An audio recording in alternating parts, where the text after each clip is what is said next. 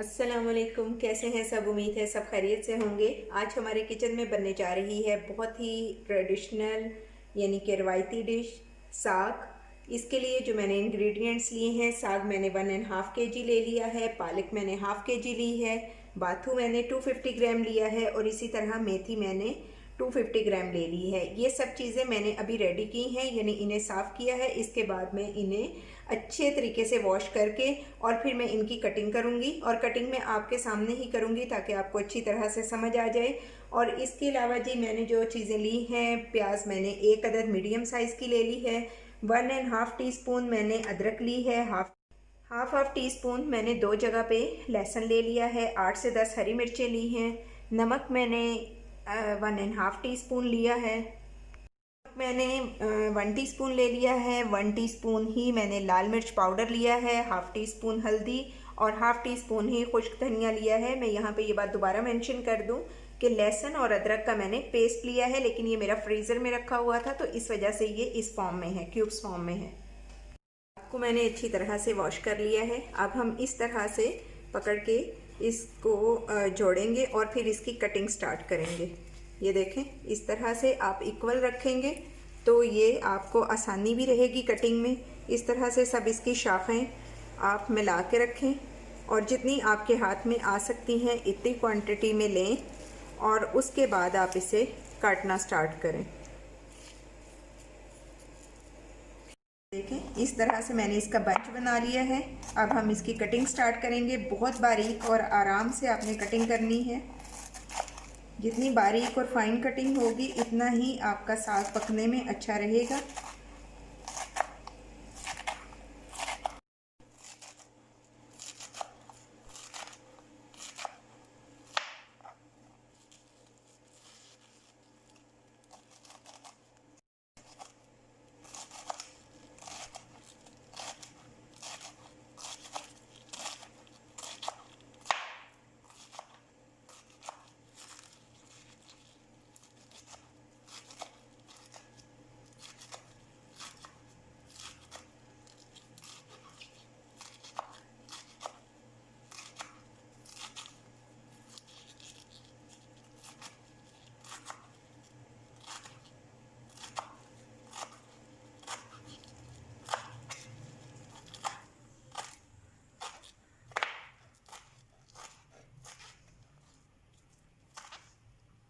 साग की कटिंग हो गई है। अब मैं स्टार्ट करूँगी मेथी की कटिंग और फिर पालक की, वो भी मैं आपको थोड़े थोड़े क्लिप्स दिखा दूँगी कटिंग करते हुए। मेथी का भी हम इसी तरह से बंच बना लेंगे और फिर इसे इसी तरह अपने कटिंग बोर्ड पे रखते हुए बारीक बारीक इसकी भी कटिंग कर लेंगे। ये देखिए, इस तरह से।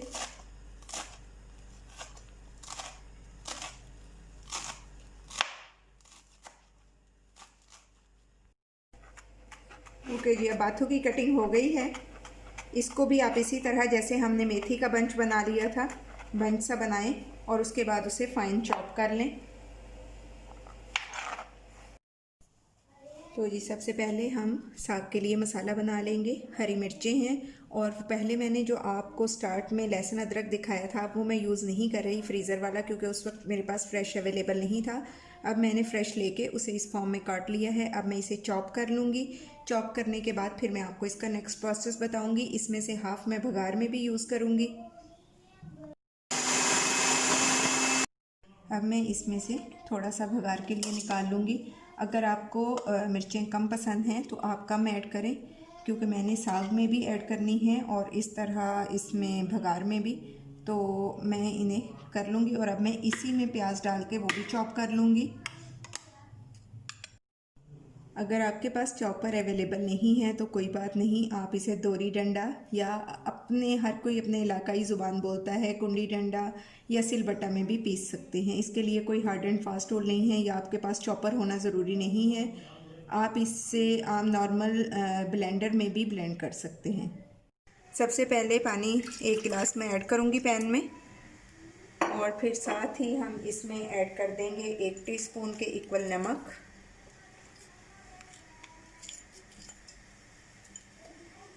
जैसे ही पानी थोड़ा गर्म होगा तो फिर मैं इसमें ऐड कर दूंगी साग। पानी हमारा ऑलमोस्ट गर्म हो गया है। अब मैं इसमें ऐड करूँगी साग।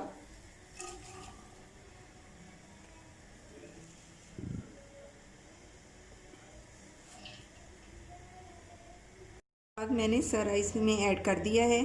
अब जैसे ही ये थोड़ा सा नीचे की तरफ जाएगा, जाहिर है साग में पानी होता है, पत्ते जितनी पत्ता बेस्ड जो भी सब्ज़ी होगी वो उसमें पानी की क्वांटिटी ज़्यादा होती है। जैसे ही ये थोड़ा नीचे की तरफ यानी बैठना शुरू होगा तो फिर मैं इसमें मेथी और बाथू ऐड करूँगी। साग हमारा नीचे बैठना स्टार्ट हो गए। अब मैं इसमें ऐड करूँगी बाथू और मेथी।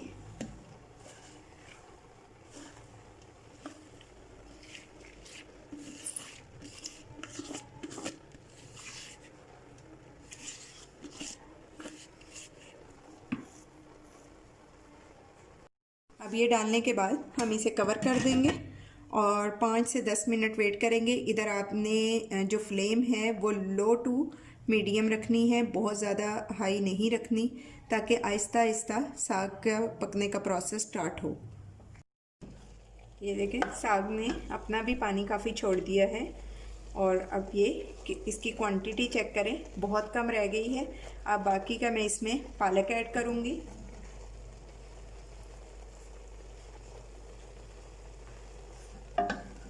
ये पालक गई इसमें।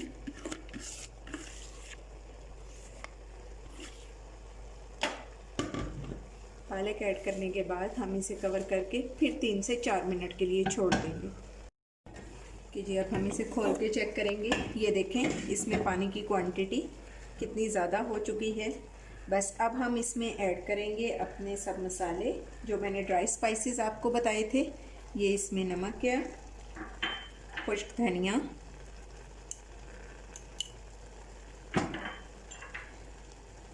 पिसी हुई मिर्चें और इसके बाद जी अब हम इसमें ऐड कर देंगे हल्दी। इसे एक बार मिक्स करेंगे।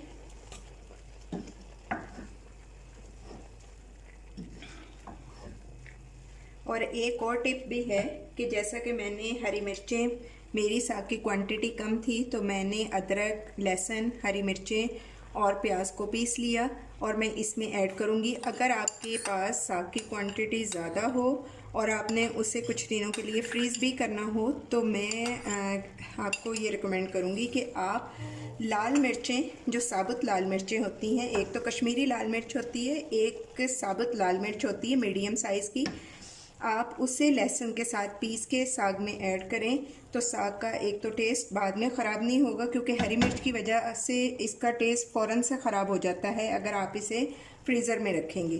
तो लाल मिर्च डालने से उसका टेस्ट एज़ इट इज़ रहेगा कि जैसे आपने फ्रेश ही बनाया है।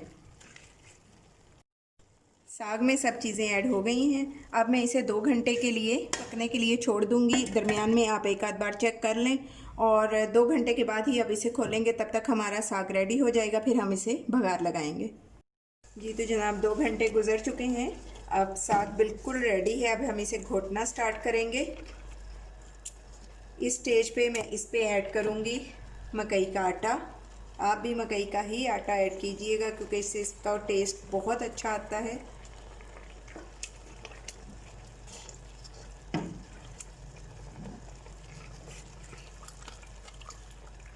बस अब हम इसे घोटते रहेंगे तो फिर मैं आपको थोड़ी देर के बाद दिखाती हूँ इसकी फाइनल लुक। तो जी अब हम इसे अच्छा सा घोट लेंगे। बस आप इसे इस तरह से, लेकिन आप पतीला किसी और को पकड़ाइएगा ज़रूर साथ में, कहीं गरम गरम है और ऊपर गिर जाए। बस ये देखें हमने इसे घोटना स्टार्ट कर दिया।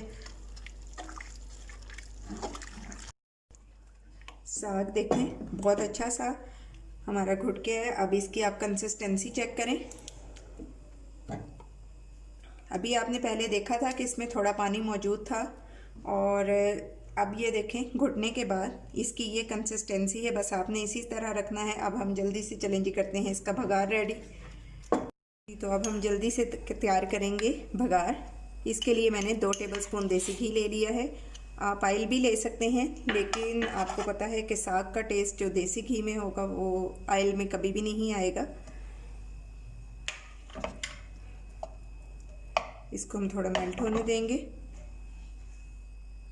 अब इसके साथ ही मैं इसमें ऐड कर दूंगी वो जो पहले मैंने साग के लिए मसाला रेडी किया था, जिसमें अदरक, हरी मिर्च और लहसुन शामिल था। ये मैं 1 टीस्पून के इक्वल इसमें डालूंगी, ज़्यादा ऐड नहीं करूंगी क्योंकि हमारे साग में मसाले बिल्कुल रेडी हैं। अब इसी स्टेज पे मैं इसमें ऐड कर दूंगी धनिए की चटनी। ये सिंपल मैंने धनिया लेके इसको बारीक पीस लिया है, वो इसलिए कि जिन लोगों को अगर कोई पेट में प्रॉब्लम होती है, मसलन अगर साग खाएंगे तो जब धनिए की चटनी उसमें ऐड होगी, इसमें कोई हरी मिर्च कोई मसाला शामिल नहीं है, तो इससे उनके पेट में दर्द वगैरह नहीं होगा क्योंकि साग की तासीर गर्म है और धनिए की ठंडी है। तो जब इसमें ठंडी चीज़ ऐड हो जाएगी तो इक्वल हो जाएगा। अब इसके साथ ही जी मैं इसमें ऐड करूँगी टमाटर का पेस्ट।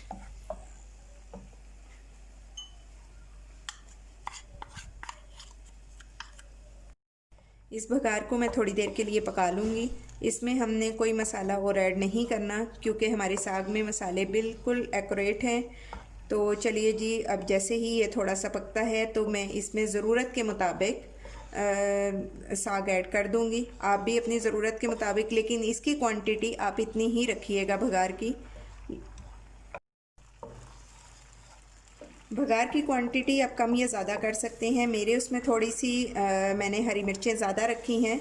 आप हरी मिर्चों की मिकदार कम भी कर सकते हैं, अकॉर्डिंग योर टेस्ट रखें। चलें जी, मसाला हमारा बहुत अच्छा सा बघार का मसाला रेडी हो गया है। अब मैं इसमें ऐड करने जा रही हूँ साग। ये देखें, इस तरह से हम इसमें साग ऐड करेंगे।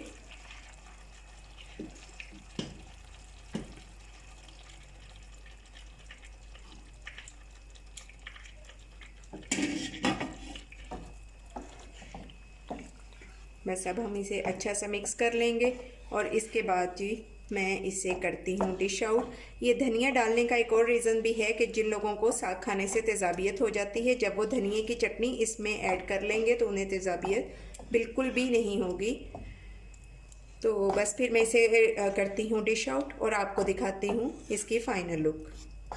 तो जी ये है फाइनल लुक हमारी आज की रेसिपी साग की। आप इसे इसी तरह बनाइएगा, आपको यकीनन बहुत मज़ा आएगा।